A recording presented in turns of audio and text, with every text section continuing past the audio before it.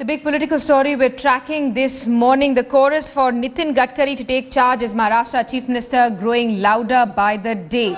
After several BJP leaders pitched their desire to make Nitin Gadkari the new CM, the latter has reluctantly said that he wants to work in Delhi and be a part of the central government.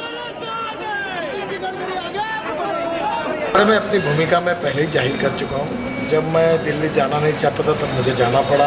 अब मैं दिल्ली के राजनीति में हूँ, वहाँ अच्छा काम कर रहा हूँ, मेरे पर बहुत बड़ी बड़ी जिम्मेदारियाँ हैं और मुझे ऐसा लगता है कि महाराष्ट्र में जो भी नेता बनेगा उसके पीछे पूरी ताकत के साथ हम खड़े रहेंगे। हमारे पार्टी में न कोई गुटबाजी है न कोई नेतृत्व के लिए विवाद है। जो भी पार्टी का चयन हुआ उसके पीछे पूरी पार्टी ताकत से खड़ी रहेगी और महाराष्ट्र को हम हिंदुस्तान का नंबर 1 का राज्य बनाने का सपना जो भारतीय जनता पार्टी का पूरा करेंगे। And here's how Gadkari reacted after his name was proposed by former State Unit President Sudhir Mungantiwar. नहीं, मैं बिल्कुल नहीं बनूंगा। मैं दावेदार भी नहीं हूँ और मैं बनना भी नहीं चाहता हूँ। कहने के बाद भी नहीं बनना चाहता हूँ। मेरा प्रश्न है, मैं दिल्ली में हूँ। जब मैं दिल्ली जाना नहीं चाहता था तब गया हूँ।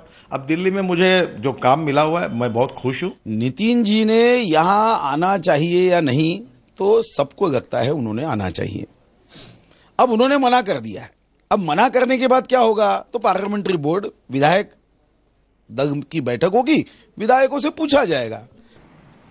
And similar resentment resonating in party ranks. नहीं, आदरणीय नितिन जी गडकरी के नेतृत्व में जो कि एक अनुभवी नेता है, सीजन नेता है, वो अगर महाराष्ट्र की कमान संभालते हैं तो इस महाराष्ट्र और विदर्भ को सही मायने में विकास की गति तेज करके यहाँ पे अच्छा सरकार देने में कामयाब हो सकते। So what is it that makes Gadkari a favourite now? 44 MLAs from Vidarbha want Gadkari to take charge as Chief Minister. The blue-eyed boy of the RSS is known for his administrative track record in the BJP. He has a good rapport with his opposition leaders and has been the president of the BJP in the past. Gadkari has also addressed a maximum number of 104 rallies in the state.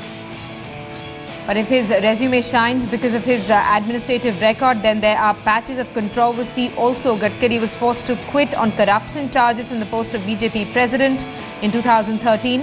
If political pundits are to be believed, Gadkari is not Modi's favourite, also lacks electoral experience prior to 2014.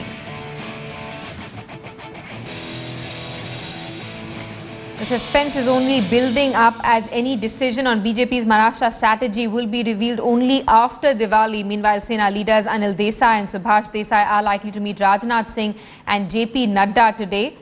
The Saffron Brigade has asserted that they are open to any offer for talks from the Shiv Sena. मनाएंगे उनको। अभी आपने कहा मनाने जा रहे हैं। सभी लोगों की इच्छा है, हमारी सबकी इच्छा है कि गडकरी जी नेतृत्व करें, ये सबकी इच्छा है और इसीलिए हम सभी आमदार उनके घर को जा रहे हैं और उनसे चर्चा करेंगे। Over formation of government in Maharashtra still continues, but the BJP doesn't seem to be in a hurry to form the government in Maharashtra. We have with us a senior BJP leader and in charge of Maharashtra elections, Mr. Om Mathur. Sir, the BJP doesn't seem to be in a hurry to form the government. No, हम कोई जल्दी में नहीं है। Bharatiya Janata party Maharashtra को एक अच्छा सुशासन देने का पूरा वादा किया जनता से और जनता ने हमको वर्डिक्ट भी इसी लाइन की दिया और हम चाहते हैं कि जो महाराष्ट्र का विकास करना चाहते हैं, जो महाराष्ट्र प्रदेश को आगे ले जाना चाहते हैं, ऐसे सब लोग हमारे साथ जुड़े और वो हमारे साथ जुड़ रहे हैं। Does that include the Shiv Sena as well? Because we hear that there are some backroom talks also on between the BJP and Shiv Sena. अभी किसी लेवल पर जहां तक मुझे ध्यान है कोई बातचीत शुरू हुई नहीं है। अगर दिल्ली हुई होगी तो दिल्ली जाने, लेकिन दिल्ली की ओर से हमें भी कोई संकेत आए नहीं है। लेकिन अगर शिवसेना बातचीत के माध्यम से साथ आती है तो हमारी पार्टी उसका स्वागत